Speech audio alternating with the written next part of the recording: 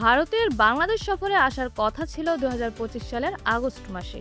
দুই দেশের রাজনৈতিক অস্থিরতা বিবেচনা করে সফরটি এক বছরের জন্য পিছিয়ে দিয়েছিল ভারতীয় বোর্ড বিসিসিআই।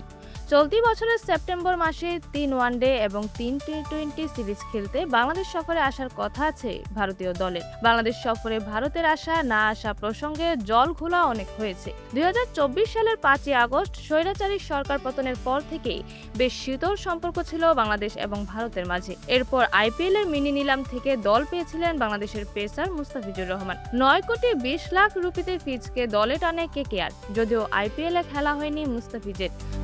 বাংলাদেশ বিরোধী আন্দোলনে উত্তাল ছিল ভারতের একটি অংশ, যেখানে মুস্তাফিজকে আইপিএলে খেলতে না দেওয়ার দাবিও ছিল। এই নিয়ে রাস্তায় মিছিল, আন্দোলনও হয়েছে অনেক। সেই উগ্রবাদীদের বিক্ষোভের জেরে বিসিসিআই সভাপতি দেবজিৎ সাইকিয়া কেকেআরকে নির্দেশ দেন মুস্তাফিজকে দল থেকে বাদ দিতে। কেকেআরও মুস্তাফিজকে দল থেকে বাদ দিয়ে দেয়। ফিজকে আইপিএল থেকে বাদ দেওয়ার ঘটনায় ক্ষোভে ফেটে পড়ে বাংলাদেশ।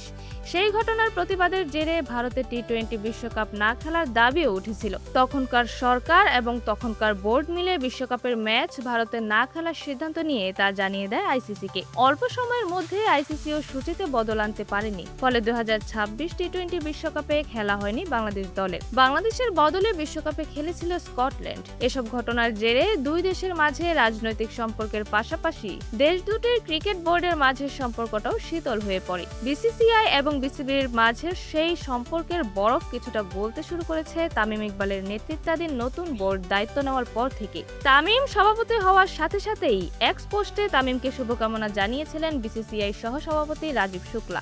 এছাড়া বিসিসিআই সভাপতি মিঠুন মানহাসের সাথে আগে আইপিএলে পুনে ওয়ারিয়র্সে খেলেছিলেন বিসিবির বর্তমান সভাপতি তামিম ইকবাল। বিসিবি প্রধান হওয়ার আগ থেকেই সব দেশের বোর্ডের সাথে ভালো সম্পর্কের কথা জোর দিয়ে বলে এসেছেন তামিম। দায়িত্ব পেয়েও নানা সময় বলেছেন তামিমদের বোর্ডের সামনে এখন সবচেয়ে বড় চ্যালেঞ্জ আসন্ন সেপ্টেম্বর মাসের ভারত সিরিজ। এই সিরিজে ভারতের আসা না আসার উপর নির্ভর করছে অনেক কিছুই।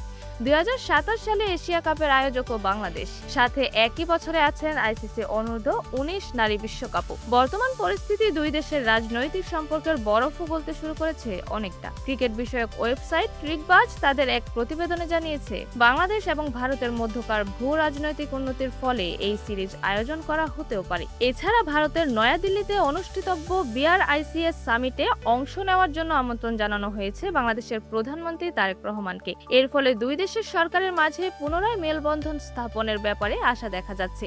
আর সরকারের সম্পর্কের উন্নয়ন মানেই ভারতের সিরিজ খেলতে বাংলাদেশে আসার রাস্তা পরিষ্কার হওয়া। গত বছর সিরিজ পিছিয়ে দেওয়ার ক্ষেত্রে হিসেবে সরকারি আদেশকেই কারণ হিসেবে দেখিয়েছিল বিসিসিআই। আসন্ন আগস্ট মাসে শ্রীলঙ্কার বিপক্ষে টেস্ট সিরিজ খেলবে ভারত।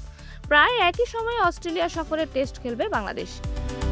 সম্প্রতি এক প্রতিবেদন জানিয়েছে, আফগানিস্তানের বিপক্ষে দিল্লিতে এওয়ে সিরিজ খেলবে ভারত। ৩ ম্যাচের টি-টোয়েন্টি সিরিজের ম্যাচগুলোর সম্ভাব্য তারিখ জানা গিয়েছিল ১৩, ১৫ এবং ১৭ সেপ্টেম্বর।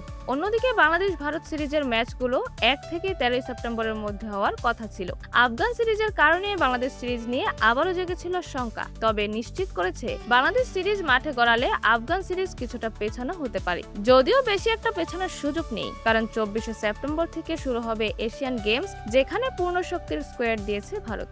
কিছুদিন আগে বাংলাদেশের যুব ও ক্রীড়া প্রতিমন্ত্রী আমিনুল হকও জানিয়েছিলেন, ভারতের বাংলাদেশ সফরের অপেক্ষাতে আছে দুই দেশ। বাংলাদেশের সরকার পরিবর্তনের পর দুই দেশের সার্বিক সম্পর্কও অনেকটাই উন্নতির পথে।